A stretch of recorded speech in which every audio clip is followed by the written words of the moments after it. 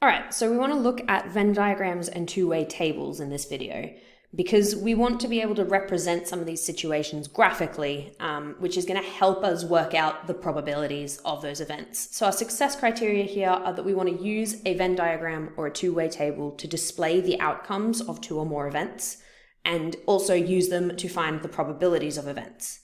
Now, if we were to use our example from the last video, where our set is Bob, Carl, Daz, Evan, and Fred.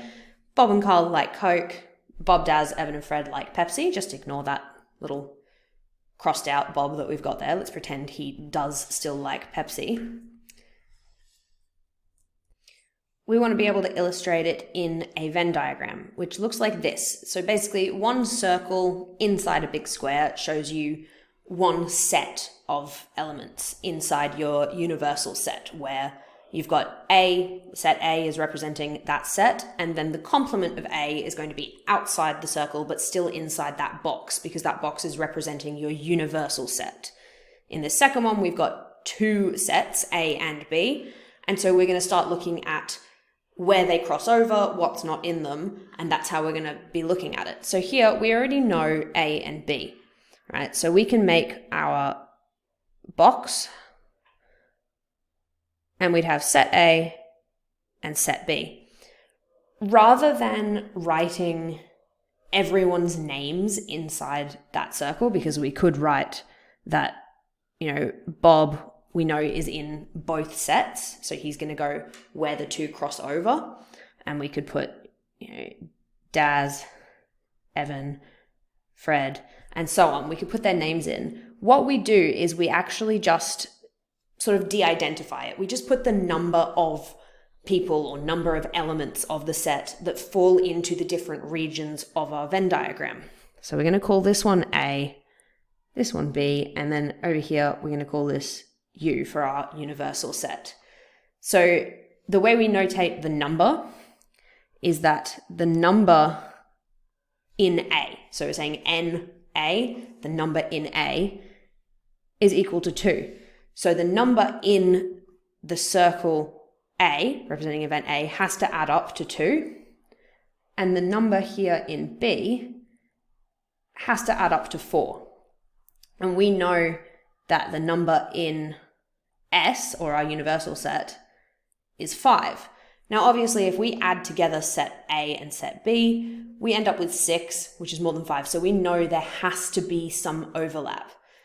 So if we take the fact that Bob is in both sets and we take one away from those, then we're going to have 1 in set A, which is representing Carl. We're going to have 3 in set B, representing Daz, Evan, and Fred. And we're going to have 1 in that intersection point. So that section that I'm shading there, that represents the intersection of A and B. It's literally things that are in set A and set B where they cross over.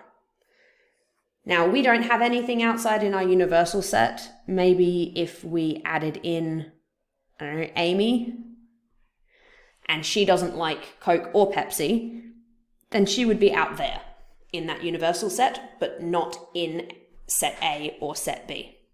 So for our first example, we've got a class of 30 students where 12 enjoy cricket, 14 enjoy netball, and 6 enjoy both sports.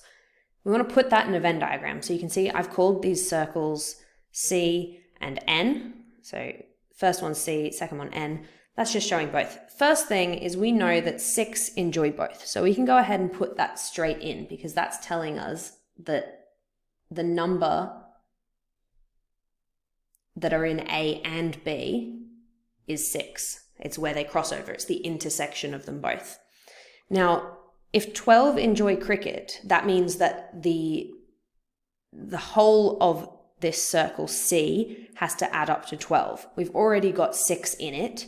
So 12 minus 6 is going to give us 6 that are just in the cricket. And same for netball. We have 14 in total, but there's already 6 that sit in that intersection. So 14 minus 6 is going to give us 8. Now, our universal set, we need to make sure that adds up to 30. 6 plus 6 is 12, plus 8 is only 20. which means we need to have 10 students that are outside that don't like either sport. So we could represent that as the number, be the number that are in where not A joins with not B is going to be 10 because it's in neither A nor B. So part B, we want to know the number of students who enjoy only netball. So we've done that. There's 8 students. It's for part I. Part II, neither cricket nor netball. That's those students that are outside of the set, outside of the 2 events rather. So they're in the universal set, but they don't like cricket or netball. There's 10 of those. So from C, we can then use our Venn diagram to find the probability. That's done the same way as we were doing it before, that we know it's the favorable events divided by the total number of outcomes. So that someone likes netball, well, we know that there's 14 in total that enjoy netball. So it's going to be 14 out of 30, which I need a calculator for. It's going to be just under 0.5. Yeah, 0.47. And then the probability that they only like netball, well, that's this 8. So that's only going to be 8 out of 30, which comes to 0.27. So that's how we put the information into a Venn diagram and find probabilities from that. Second example, it's given as a Venn diagram showing us the elements in set A and set B and our universal, wants us to transfer the information to a two-way table. Now, what a two-way table basically looks like, if you excuse the very quick drawing of it, it's sort of like this. So it shows you down this first column A and then not A, and then if we go across, it's got B and not B. And then our extra ones on the edge are going to give you the totals of that. So we can see in our diagram, the total that are in A and B is going to be our intersection. So that's 1. So that bit basically represents the number in the intersection of A and B. Think of each box as like being an intersection. So if I were to put the box over here again, you've sort of got, here is the number in A and B, here is not A and B, here is A and not B, and here would be not A and not B. So that are in B and not A means that they're in literally set B, but not in set A. So there's 6. Not B and in A is 2. Not in either of them is 3. We're then looking at the totals. So the total number in set B is 7, 6 plus 1. The total number in set A is 3. The total number that are not in A is going to be 6 plus 3, because remember that 1 is part of A, so that gives us 9. Not in B is 5. And then the total that are in the set, so 7 and 5, should come to the same as 3 and 9, which is 12. So there's 12 elements in the universal set altogether.